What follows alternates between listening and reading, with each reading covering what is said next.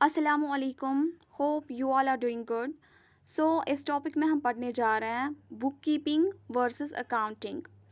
उसको डिफ्रेंशिएट करने से पहले मैं आपको थोड़ा समझाऊंगी बुक कीपिंग में क्या होता है और अकाउंटिंग में क्या होता है।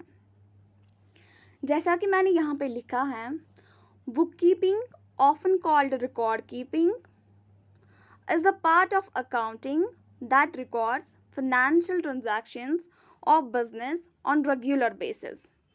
अब मैं आपको सिंपली समझाऊंगी बुक कीपिंग किसे कहते हैं। बोलते हैं बुक कीपिंग वो पार्ट है अकाउंटिंग का जो रिकॉर्ड करता है financial transactions of business on regular basis. मतलब कहने का है कि जो बुक कीपिंग है वो पार्ट है जिसमें खाली रिकॉर्ड कीपिंग होती हैं। जो भी बिजनेस की ट्रांजैक्शन हो उसे ये रेगुलर बेसिस पे रिकॉर्ड करती हैं, उसे ही बुक कीपिंग कहते हैं। और इसे कभी कभार रिकॉर्ड कीपिंग के नाम से भी जाना जाता है, मींस इसे रिकॉर्ड कीपिंग भी कहते हैं। अगर आपको कोई पूछे बुक कीपिंग का दूसरा नाम क्या है तो उसे रिकॉर्ड कीपिंग कहते हैं, क्योंकि इसका काम ही है जो भी ट्रांजैक्शन हो बिजनेस की उसे रिकॉर्ड करें रेगुलर बेसिस पे। रेगुलर बहुत लाजमी याद रखना है, ज़रूरी है इसे याद रखना कि रेगुलर बेसिस पे जो भी ट्रांजैक्शन है उसे हम रिकॉर्ड करते हैं, उसी को कहते हैं बुक कीपिंग। तो इसमें होता क्या है, क्योंकि अगर ये अकाउंटिंग का पार्ट है, मैं पहले ही बोल चुकी हूँ कि ये अकाउंटिंग का पार्ट है। कल ही मैंने आपको पढ़ाया कि अकाउंटिंग क्या होती है, उसकी प्रोसेस क्या होती है। अगर आपने वो वीडियो नहीं देखा है, आप पहले वो वीडियो ज़रूर देखें, उसमें आपको पूरा समझ आएगा कि अकाउंटिंग क्या है। तो अकाउंटिंग का जो ये पार्ट है बुक कीपिंग, इसमें क्या क्या इन्वॉल्व होता है फिर अकाउंटिंग का। इसमें आइडेंटिफाइंग होती है पहले, फिर मेजरिंग होता है, फिर रिकॉर्डिंग होता है, फिर क्लासिफाइंग होता है। ये चार जो अकाउंटिंग स्टेप्स है ना, ये बुक कीपिंग कहलाती हैं। यानी कि जो अकाउंटिंग का फर्स्ट पार्ट है जिसमें चार चीज़ें की जाती हैं, आइडेंटिफाइंग, रिकॉर्डिंग, क्लासिफाइंग, मेजरिंग, इसे ही बुक कीपिंग कहते हैं। अब देखेंगे अकाउंटिंग में फिर क्या होता है। आप इसको शॉर्ट टर्म में भी याद रख सकते हैं। I for identifying, M for measuring, R for recording, C for classifying. Means ये चार स्टेप्स बुक कीपिंग कहलाती हैं। अगर आप बोलेंगे अकाउंटिंग में क्या क्या होता है, हम देखेंगे अकाउंटिंग में क्या क्या होता है। अकाउंटिंग में पूरा प्रोसेस जाता है, जैसे उसमें आइडेंटिफाइंग आता है, मेजरिंग आती है, रिकॉर्डिंग आती है, क्लासिफाइंग आती है, समराइजिंग आती है, एनालाइजिंग होता है, फिर इंटरप्रेटिंग होता है, फिर कम्युनिकेटिंग होता है। मीन्स इसमें ये आता है IMRCSAIC, इसमें 8 स्टेप्स आते हैं और बुक कीपिंग में 4 स्टेप्स आते हैं।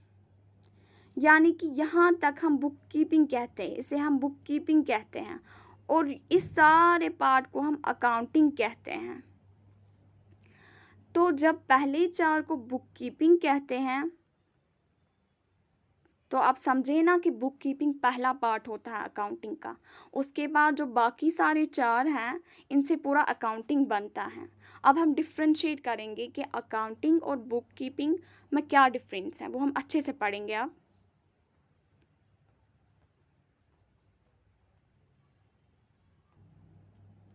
तो अब हम आते हैं अपने मेन टॉपिक पे, बुक कीपिंग वर्सेस अकाउंटिंग। अगर हम देखेंगे, मैंने यहाँ पे बेसिस लिए हैं कुछ, उसके बुनियाद पे मैंने इनको डिफ्रेंशिएट किया है। जैसा कि पहला बेस है स्कोप। इसका स्कोप क्या है बुक कीपिंग का और अकाउंटिंग का। मैंने लिखा है इसका स्कोप है recording and maintenance of books of accounts, और इसमें also includes analysis, interpreting and communicating information. समझाऊंगी आपको। बुक कीपिंग में खाली रिकॉर्ड होता है और मेंटेनेंस ऑफ रिकॉर्ड होता है। मीन्स जो भी ट्रांजैक्शंस हम रिकॉर्ड करते हैं, चाहे जर्नल में करें चाहे लेजर में करें, वो बुक कीपिंग कहलाती है।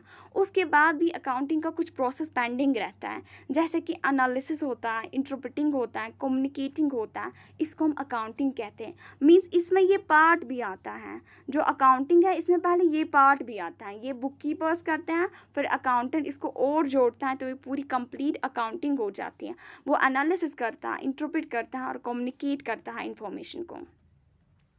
ऐसे ही हम देखेंगे और बेसिस पे, जैसे कि मैंने यहाँ पे लिखा है stage, on the base of stage.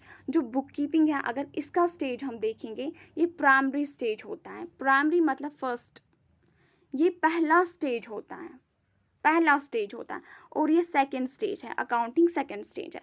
क्योंकि जब तक हम रिकॉर्ड ना करेंगे, जब तक हम रिकॉर्ड ना करेंगे, हम कैसे एनालिसिस पे आए, हम कैसे एनालिसिस पे आए, कम्युनिकेटिंग पे आए, इंटरप्रेटिंग पे आए, ये तो सोचने वाली बात है।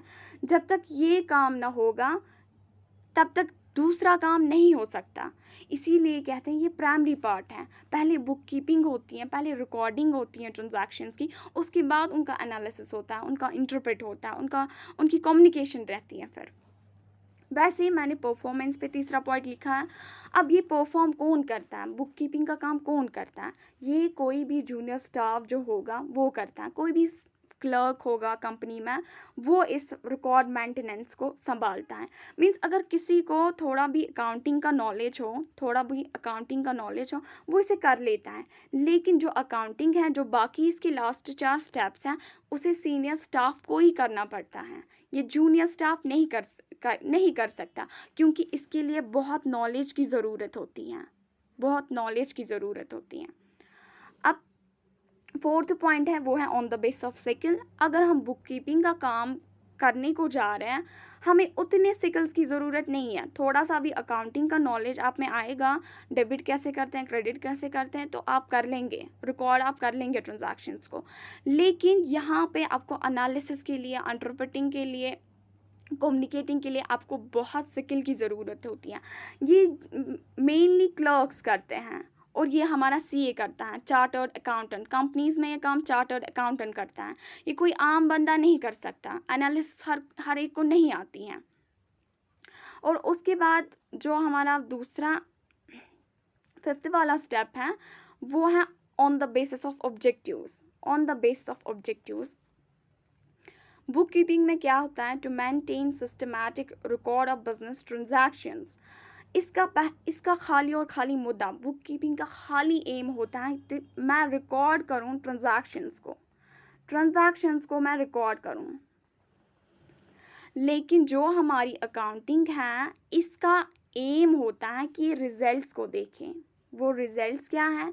हमारा प्रॉफिट है या हमारा लॉस है, हमारी फाइनेंशियल पोजीशनिंग क्या है। ये सारा अकाउंटिंग का काम होता है। अब आपको आया होगा समझ में कि बुक कीपिंग किसे कहते हैं, अकाउंटिंग किसे कहते हैं। लास्ट में आपको मैं एक सिंपल ट्रिक समझाऊंगी, आपको समझ आएगा कि बुक कीपिंग क्या है और अकाउंटिंग क्या है। वो मैं आपको ऐसे समझाऊंगी, जैसे कोई बच्चा स्कूल जाता है, वो स्कूल जाता है, उसको मैं आपको समझा रही हूँ एक एग्जाम्पल से। उसको टीचर कोई भी काम देता है, जब वो काम उसे देता है, वो अपनी कॉपी में उसे रिकॉर्ड करता है।